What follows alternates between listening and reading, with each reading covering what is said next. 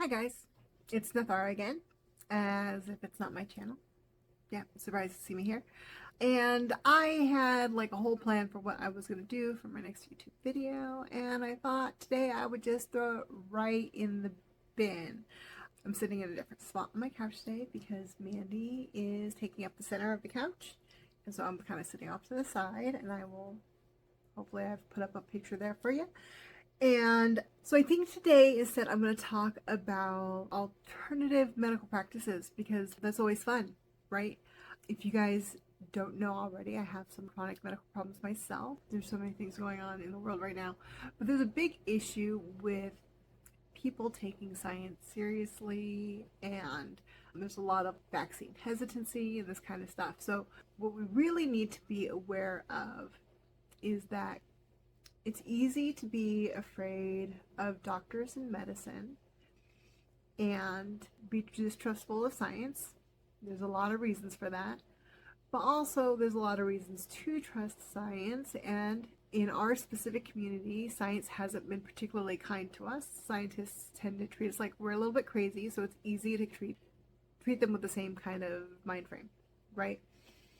And what I'm learning in school right now, I'm taking a somatic psychology course, which is really fascinating. And if you have time, I would absolutely encourage you to look that up. It's a really fascinating practice. And it's been around since the time of Freud, right? So we're looking at the 1920s and the 1930s and a little bit earlier and so forth. And so this is the idea they were approaching. Psychotherapy has this kind of mind frame where the mind is separate from the body. Everything that we experience is in the mind, and if you can address your thoughts about it, you can change your experiences. And that's really where you have to cognitively get in there, change the way you think about things, and then that will fix whatever is going on in your life, right?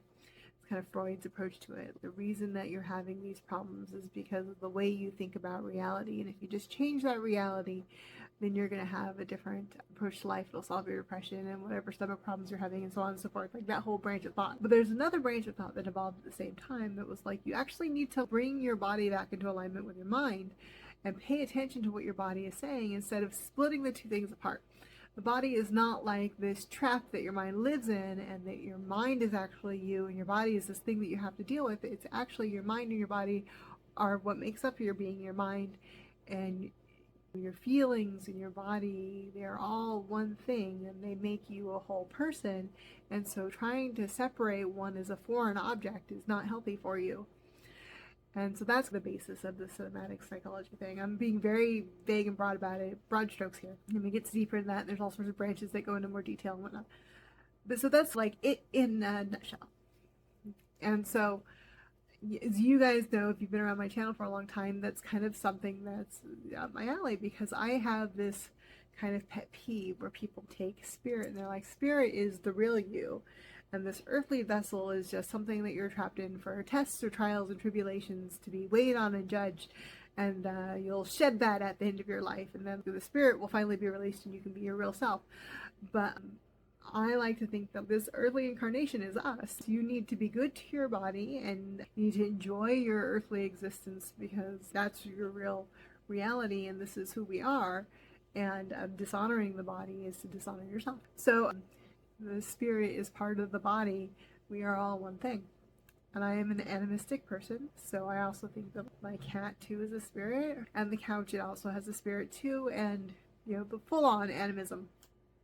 So separating the spirit from the body, or the mind from the body, or the heart from the body feels counterintuitive to me. We're all one thing and we should be integrated. So I'm really enjoying the somatic psychology course that I'm taking, is my point. And I think really sitting back with the idea of the body and the mind and the spirit and the mind is one thing is really interesting, especially from a psychological perspective in new ways. That's been around in psychology since the 1920s and we never hear about it. And I think that a lot of the mainstream psychology and the professional psychology that we deal with largely ignores that whole branch. And so exploring it more and getting more into the practices has been a really fascinating experience. And as part of what I've been required to do for my papers and stuff is kind of like delving into how that's treated when it comes to medical illnesses and chronic pain and this kind of stuff. And I'm learning a whole lot of things that I didn't know before, which is the idea of school. So I'm not saying anything that's revolutionary. I'm not doing anything special from any of the other students in my classes or my courses and the people that have come before me. I'm just saying this is a fact of what happens. So anyway, it's really fascinating to me. So what I'm discovering is that all the alternative practices that we accept are either pseudoscience, so they're not accepted by science yet, or maybe science will get around to it someday, but we just have to accept that science has no way to address them or prove them. This is the way it is. That's not true. It's not true. And in fact, and I'm just going to refer to one of my papers here where I wrote that down for myself. Yes. In 1991, the National Institutes of Health established the Office of Alternative Medicine, and then later renamed it to the National Center of Complementary and Alternative Medicine in 1998, and then renamed it again in 2014 to the National Center for Complementary and Integrative Health.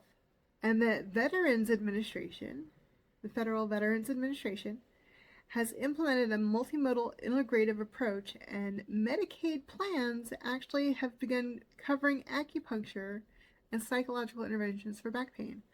So that complementary and alternative medicines are referring to things like acupuncture and massage therapy and chiropractic and homeopathy and qigong and tai chi and yoga and those kind of practices as part of a medical practice.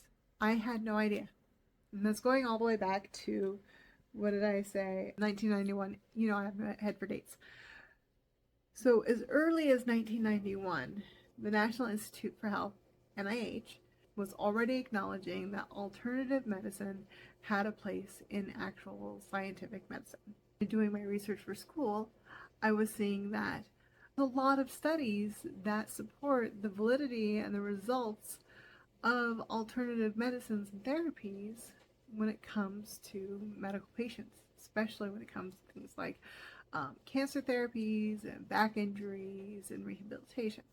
So I had no idea, and I have just been accepting for the last 30 years that all of the stuff was just kind of like woo-woo, and you know, who swore by it, and we would just have to accept that science and medicine couldn't address it, and we would all just be kooks forever. But that's not true. Medicaid and insurance plans are actually covering those kind of treatments like acupuncture. Go figure. Acupuncture and massage therapy and chiropractic and all that kind of stuff. So I find that extremely fascinating. And the studies that I was looking at are showing that they have results for people that are on par with physical therapy, exercise, and they are actually more effective than a lot of the medications that are on the market. So, again, science doesn't know the mechanisms of why they work. It could be a total placebo effect. People don't know.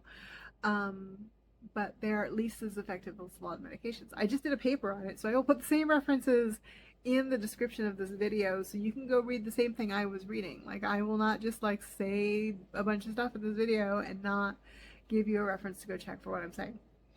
The point of my whole video here that I'm going on and on and on about is that, yeah, I really thought that I was just going to have to accept that there was like a part of my life that was very fact-based, very science-based, rooted in the hard science of reality, and there was this other aspect of my life that I was just going to have to accept was very like intuitive and woo-woo and very spiritual and touchy-feely, and they should never cross paths. They would never ever come into contact, and I would just have to accept that a large portion of my life that was extremely important to me was just never going to be validated or taken seriously by people who had like logic and reason in their lives. But I am completely wrong. There's actually like a lot of studies that do try to validate spiritual practices and alternative medicines and things like that, and we just don't hear about them. Like, sometimes we might hear that meditation reduces stress or whatever, but like we don't get to hear those like crunchy numbers, and by the time we hear about them, those studies are already 20 years old. I never knew that aspect of psychology existed, and there's some like philosophy as well. You guys know I love philosophy. Do plan to have a video here upcoming soon on the philosophy of basically Silicon Valley, right, of the tech industry. And we are going to talk about effective altruism and accelerationism and effective accelerationism and that kind of stuff, because I think it's really relevant to where we are in society right now. I feel like that's going to be very heavy.